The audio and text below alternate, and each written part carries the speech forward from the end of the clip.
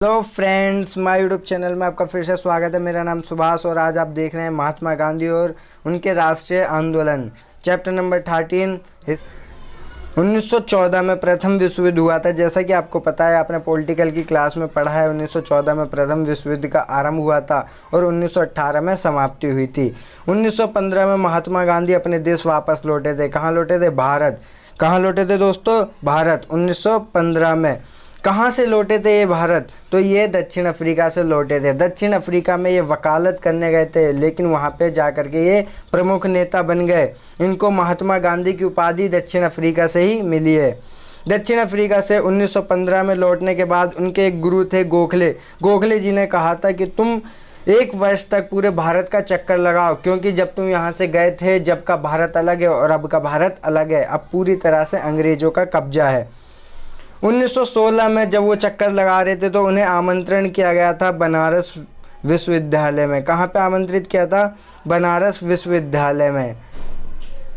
जब वो बनारस विश्वविद्यालय गए, वहाँ पे उन्होंने एक प्रमुख भाषण दिया गरीबों के लिए और किसानों के लिए और मज़दूरों के लिए। तो उन्हें एक मौका मिल गया गरीबों किसानों के लिए मदद करने का। कहाँ मिला? तो चंपारण एक जगह है बिहार में। कहाँ मिला मौका? चंपारण, बिहार के चंपारण ज़िले में। गांधी जी को किसानों ने आमंत्रित किया था। वहाँ पे नील की खेती करवाते थे जबरन। तो महात्मा गांधी गए थे। ये डेट गलत लिखी है, 1917 में गए थे। कब गए थे फ्रेंड्स? 1917 में गांधी जी चंपारण गए थे। वहाँ पे उन्होंने एक सत्याग्रह चलाया, चंपारण सत्याग्रह। गांधी जी 1916 में चंपारण गए, बिहार के चंपारण ज़िले में। वहाँ पे एक चंपारण सत्याग्रह चलाया नील की खेती से मुक्ति दिलाने के लिए, किसानों को नील की खेती से मुक्ति दिलाने के लिए। फिर 1917 में गांधी जी गुजरात गए, गुजरात के खेड़ा ज़िले में गए। कहाँ गए फ्रेंड्स? गुजरात के खेड़ा ज़िले में। क्यों गए? किसानों के लिए गए थे। क्यों गए थे? किसानों को कर 3 गुना लगान चुकाना पड़ता था, उस लगान से मुक्त कराने के लिए खेड़ा गए थे 1917 में। 1917 में ही, ये डेट गलत है, 1917 ही है। 1917 में ही महात्मा गांधी गुजरात के अहमदाबाद गए थे। क्यों गए थे? वहाँ पे कपड़ा मिल के जो मज़दूर थे उन्हें ज़्यादा मजदूरी कराई जा रही थी और पैसा कम दिया जा रहा था, तो उनके लिए भी वहाँ पे एक सत्याग्रह स्थापित करने गए थे, सत्याग्रह चलाने गए। गांधी जी ने 3 सत्याग्रह करे। पहला चंपारण सत्याग्रह, दूसरा खेड़ा सत्याग्रह, तीसरा मजदूरों के लिए सत्याग्रह, अहमदाबाद में सत्याग्रह। फ्रेंड्स, ये हो गया। अब हम देखते हैं अगला पॉइंट। अगला पॉइंट क्या है? 1918 में प्रथम विश्व युद्ध खत्म हो गया। जैसे कि मैंने आपको बताया था, 1918 में प्रथम विश्व युद्ध खत्म हो गया, प्रथम विश्व युद्ध समाप्त हो गया। ब्रिटिश सरकार ने भारतीयों की स्वशासन की मांग को ठुकरा दिया। भारत पल पल पे मांग करता था अपने स्वशासन के लिए, तो ब्रिटिश सरकार ने मांग को ठुकरा दिया। अब जैसी मांग को ठुकराया, भारत के लोग शांत नहीं बैठे, उन्होंने विद्रोह करना चालू कर दिया। विद्रोह नहीं कह सकते, एक तरह से आंदोलन प्रारंभ कर दिया। जब आंदोलन प्रारंभ कर दिया तो ब्रिटिश सरकार ने बड़ा ही गंदा कानून लाई थी, रॉलेट एक्ट। कौन सा कानून लाई थी दोस्तों? Rowlatt act. Rowlatt act Bharat कब आया? 1919। भारत कब आया रॉलेट एक्ट? 1919 में। इस कानून को बोलते हैं काला कानून। क्या बोलते हैं इस कानून को? काला कानून। कब आया था ये? 1919 में। उसी वर्ष 13 अप्रैल 1919 में जलियांवाला बाग हत्याकांड हुआ था। आपने सुना ही होगा, बहुत ही दुखद घटना थी जलियांवाला बाग हत्याकांड। यह है अमृतसर के एक गांव था, अमृतसर, उसके बगल में जलियांवाले बाग में कई हज़ार लोग शामिल थे और लोहड़ी का दिन था, आनंद का दिन था, उस समय खुशी का दिन था। लेकिन फिर भी जैसी जनरल डायर को पता चला वहाँ पे जलियांवाला बाग में गुपचुप बातें हो रही हैं, तो वो वहाँ पहुँचे जनरल डायर और उन्होंने आदेश दे दिया गोली चलाने का। कई भारतीय लोग मारे गए। बहुत ही दुखद घटना थी 13 अप्रैल 1919 की, जलियांवाला बाग हत्याकांड हुआ। 1919 में एक और आंदोलन चल रहा था, खिलाफत आंदोलन। कौन सा आंदोलन चल रहा था फ्रेंड्स? खिलाफत आंदोलन। कौन सा आंदोलन फ्रेंड्स? खिलाफत आंदोलन। 1919 खिलाफत आंदोलन किसने चलाया था? मोहम्मद अली और शौकत अली ने। किसने चलाया था? मोहम्मद अली और शौकत अली ने 1919 में चला। अब यहाँ पे गांधी जी ने भी एक आंदोलन चला दिया, असहयोग आंदोलन। कौन सा आंदोलन चला फ्रेंड्स? असहयोग आंदोलन। असहयोग आंदोलन होता क्या है ये जान ले फ्रेंड्स। असहयोग आंदोलन होता है, अगर अंग्रेज आइए, गांधी जी ने एक बात कही थी, अगर अंग्रेज यहाँ राज कर रहा है तो भारत के ही सहयोग से कर रहा है, और अगर अंग्रेज यहाँ से भाग सकता है तो भारत के असहयोग से ही भाग सकता है। तो इससे प्रेरित होकर कई वकीलों ने वकालत करनी छोड़ दी, कई शिक्षकों ने पढ़ाना छोड़ दिया, कई स्टूडेंटों ने पढ़ना छोड़ दिया, और लोग सड़कों पर उतर गए, रेल हड़ताल हुए, आंदोलन तेज़ी से फैलने लग गया। अब गांधी जी अहिंसक थे, वो लड़ाई दंगा नहीं पसंद करते थे, तो उन्होंने बोला था ये असहयोग आंदोलन होगा तो अहिंसक होगा, कोई हिंसा नहीं होगी। लेकिन इसके बावजूद भी 1922 में चोरी चोरा कांड हुआ। 1922 में क्या हुआ? चोरी चोरा कांड हुआ। चोरी चोरा कांड में कई पुलिस स्टेशनों पर आग लगा दिए गए तथा पुलिसकर्मियों को जला दिया गया।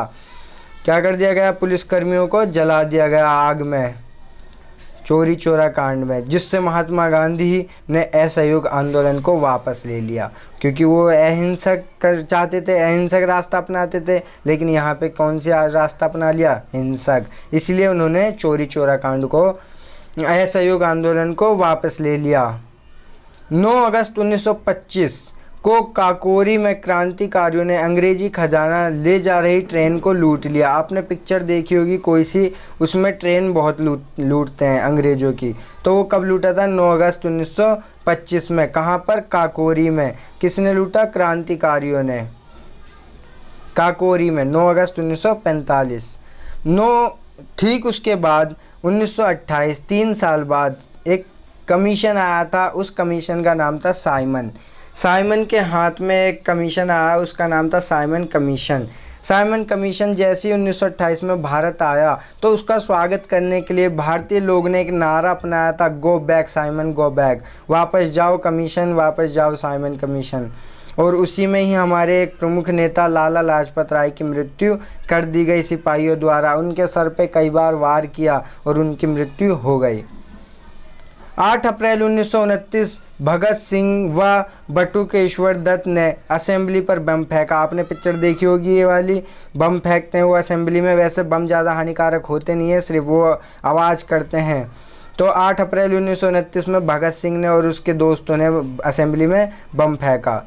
12 मार्च 1930 को महात्मा गांधी ने साबरमती से लेकर दांडी तक एक यात्रा करी। उस यात्रा को दांडी यात्रा, नमक यात्रा, ये सब कहा जाता है। ये दांडी यात्रा क्यों करी, नमक यात्रा क्यों करी? क्योंकि अंग्रेज़ों ने एक बहुत ही घिनौना कानून लाई थी। उसमें कहा था कि नमक का उत्पादन जो होगा वो अंग्रेज ही करेगी और नमक की बिक्री भी अंग्रेज ही करेगी। तो इसके विरोध में महात्मा गांधी ने 12 मार्च 1930, कब फ्रेंड्स? 12 मार्च 1930 को साबरमती में उसका आश्रम था, गांधी जी का आश्रम था साबरमती में, और गुजरात के दांडी तक, गुजरात के कौन से तट तक? दांडी तक यात्रा करी। साबरमती से गुजरात के दांडी तक यात्रा करी। 6 अप्रैल 1930 को वो दांडी पहुँचे और थोड़ा सा नमक निकाला और नमक कानून को तोड़ दिया। वह अवज्ञा आंदोलन की शुरुआत करी। सभी ने अवज्ञा आंदोलन की क्या करी? उन्होंने शुरुआत नमक कानून तोड़कर स्टार्टिंग करी थी, यात्रा करनी चालू करी थी 12 मार्च 1930, लेकिन वहाँ तक पहुँचे तो 6 अप्रैल 1930 हो गए। 78 उनके अनुयायी थे। 1930 में डॉक्टर भीमराव अंबेडकर छोटी जाति, अनुसूचित जाति व दलितों के लिए एक संगठन बनाए, एसोसिएशन में संगठित किया। 23 मार्च 1931 को, ये डेट बहुत ही इम्पोर्टेंट डेट है, आपको पता होगी। 23 मार्च 1931 में भगत सिंह, सुखदेव, राजगुरु, इन 3 को फांसी की सज़ा सुना दी थी। किसकी सज़ा सुना दी थी दोस्तों? फांसी की सज़ा सुना दी थी 23 मार्च 1930 को भगत सिंह, सुखदेव और राजगुरु को। 1931 में इरविन समझौता हुआ। गांधी जी ने इरविन के साथ समझौता किया था कि इन्होंने 3 शर्तें रखी थी। हम ये आंदोलन वापस ले लेंगे, नमक आंदोलन, सविनय अवज्ञा आंदोलन वापस ले लेंगे, और जितने भी हमारे भाई बंधुओं को तुमने गिरफ्तार किया है उन्हें वापस कर दो, ये मांग रखी गई थी। 1931 में 1930 में पहला गोलमेज सम्मेलन हुआ था, उसमें भारतीय ने हिस्सा नहीं लिया था, तो भारत ने उसका विरोध कर दिया। फिर 1931 में भारत की तरफ से महात्मा गांधी गए थे दूसरे गोलमेज सम्मेलन में। कब गए थे? 1931 में द्वितीय गोलमेज सम्मेलन में। वहाँ गए थे वो कई सारी उम्मीद को लेकर के, लेकिन वो उम्मीद खाली हाथ आना पड़ा, उन्हें उम्मीद तोड़नी पड़ी तथा उन्हें खाली हाथ आना पड़ा, सफल नहीं हुए वो अपनी बात को रखने में। 1932 में महात्मा गांधी ने वहाँ से जब आए द्वितीय गोलमेज सम्मेलन करके खाली हाथ, तो उन्होंने दोबारा से असहयोग आंदोलन स्टार्ट कर दिया। 1932 में महात्मा गांधी और अंबेडकर जी के बीच एक समझौता हुआ, पूना पैक्ट समझौता। कौन सा समझौता? पूना पैक्ट। पूना में एक जगह है, एक जेल है, यरवदा जेल। यरवदा जेल में गांधी जी अनशन पे बैठ गए थे जब भीमराव अंबेडकर जी अनुसूचित जाति व जनजाति के लिए अलग से आरक्षण की मांग कर रहे थे। जब वहाँ पे उन्होंने एक समझौता किया, उस पैक्ट, उसका नाम है पूना पैक्ट। क्या नाम है? पूना पैक्ट। 1933 चौधरी रहमत अली ने सबसे पहले पाकिस्तान का विचार सामने रखा। यही वो शख्स है चौधरी रहमत अली। उसने पाकिस्तान का विचार रखा कि अलग से एक पाकिस्तान होनी चाहिए। 1935, अब आपको पता है 1935 में जिससे हमारा आधा कानून बनाया था, संविधान बना है, वो कानून पारित हुआ था 1935। वो अधिनियम पारित हुआ था 1935, भारत शासन अधिनियम। प्रांतीय सरकार का गठन हुआ। 1939 में द्वितीय विश्व युद्ध स्टार्ट हो गया, आपने शीत युद्ध में पढ़ा होगा इसके बारे में भी, और 1945 में समाप्त हुआ। 1940 में मुस्लिम लीग ने लाहौर अधिवेशन में पाकिस्तान की मांग करी। 1942 में भारत छोड़ो आंदोलन की शुरुआत हुई और गांधी जी ने करो या मरो का नारा दिया, डू एंड डाई का नारा दिया गांधी जी ने। कब? 1942, जब उन्होंने भारत छोड़ो आंदोलन स्टार्ट किया था। 1945 में अमेरिका ने परमाणु बम गिर दिए जापान के 2 शहर हिरोशिमा नागासाकी पे। 1946 में भारत में कैबिनेट मिशन आया संविधान सभा बनाने के लिए, क्योंकि हम मांग कर रहे थे, एम एन रॉय ने सबसे पहले मांग करी थी, तो संविधान सभा बनाने के लिए कैबिनेट मिशन आया। उस मिशन के तहत संविधान सभा का गठन किया गया।